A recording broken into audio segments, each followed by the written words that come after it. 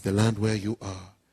And said, there are layers and layers and layers of darkness covering this land.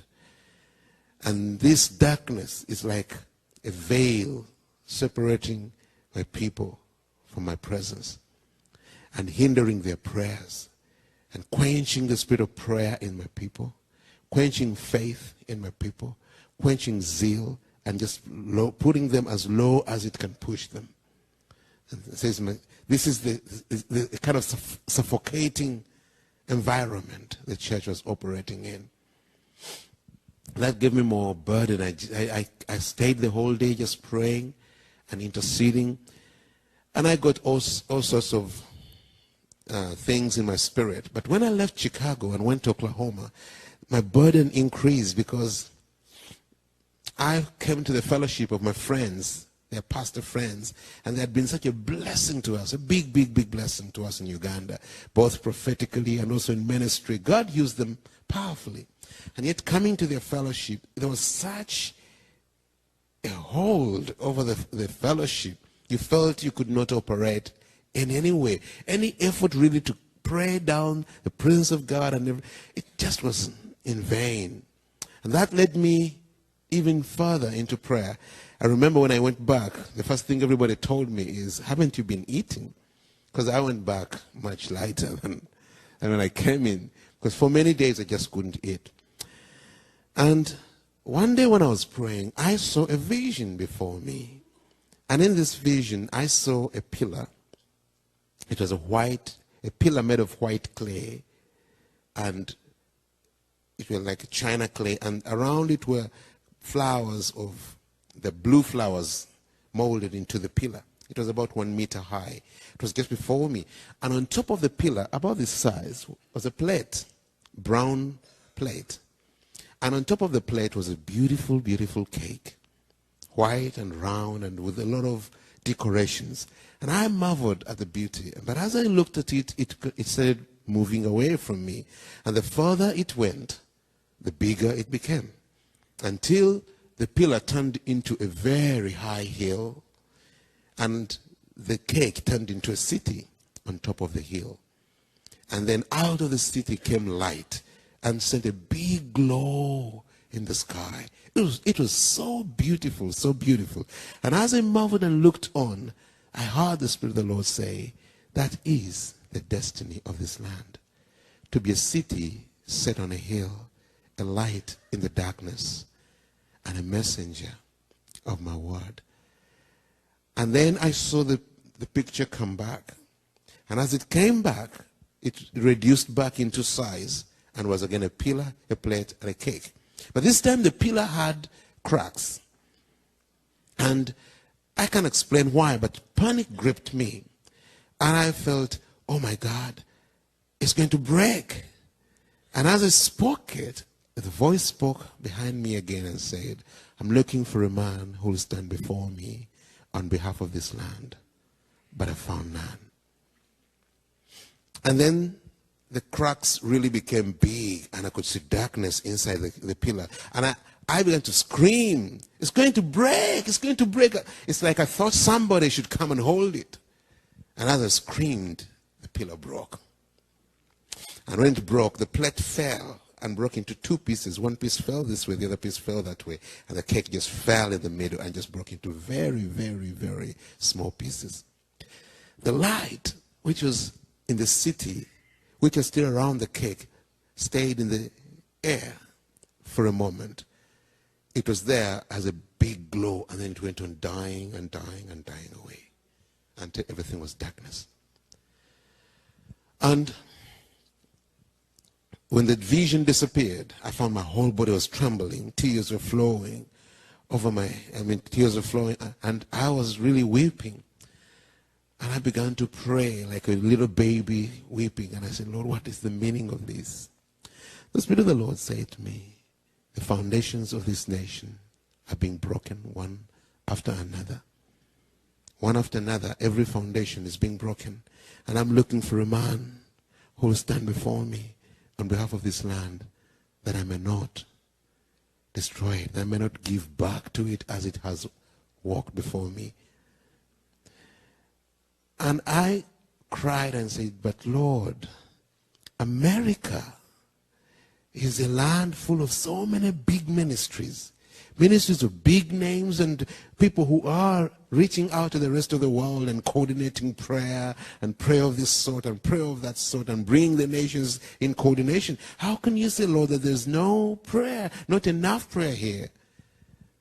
And the Lord said to me, the cry of sin in the land is louder than the cry of prayer. And a few other details that went with it. I felt sick after that. The following day I couldn't go out of my room. I just stayed in for a few days. And as I continued to pray, one day I was really pleading and pleading and pleading and said, Lord, this is not the last word you have for America. I want to hear your heart for America. And then one time I was praying, and in the middle of my prayers, as I was pleading like this, the Lord began to speak to me and said, the cloud of judgment is hanging over this land. And 3 waves of judgment are going to hit this land. One will be a judgment against the spirit of mammon. It says, because my people have made money a god in my place. And I've turned everything to rotate around money, and I've replaced me with the spirit of mammon. It says, I'm going to hit at their financial foundations, and everything will come tumbling down. It will not only touch this land of America, it will pull down the economies of many, many other countries. They'll come tumbling.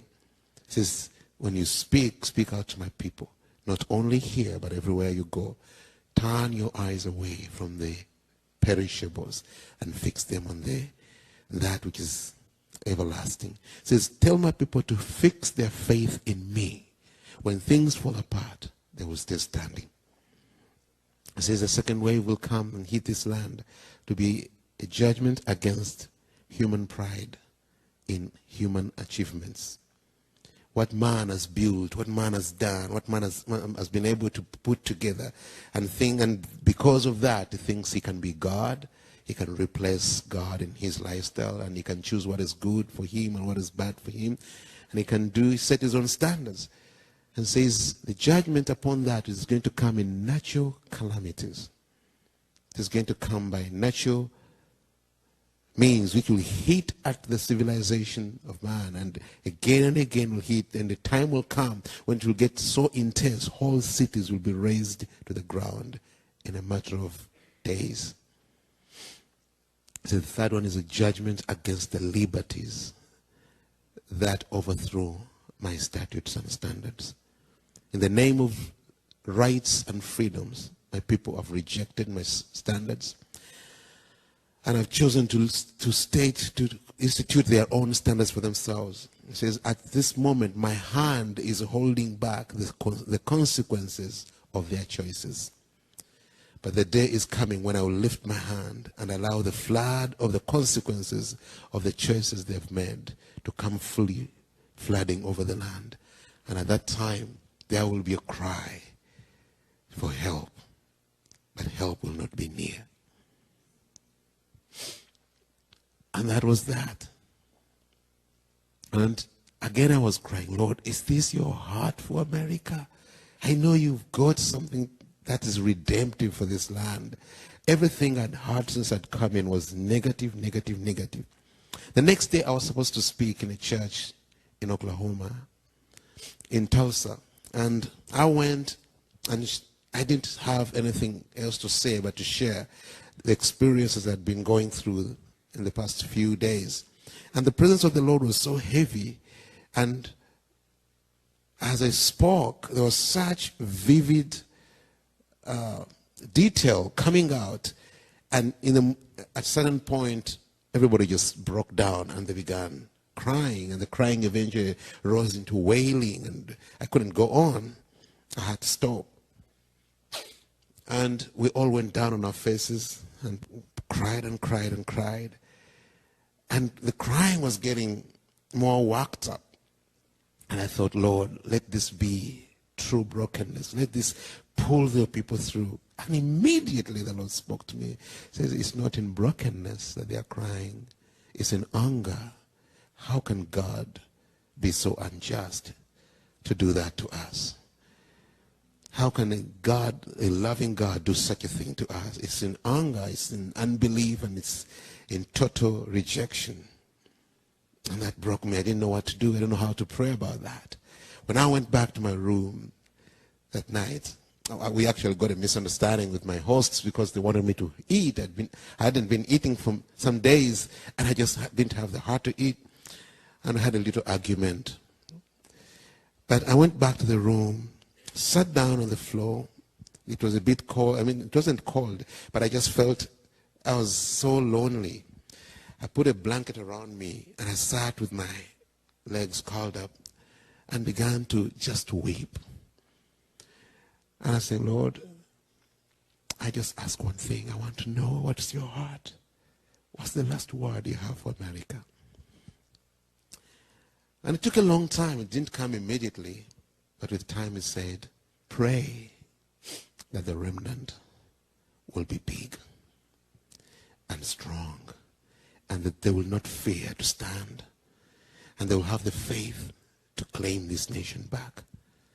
My purposes for this nation are yet unfulfilled.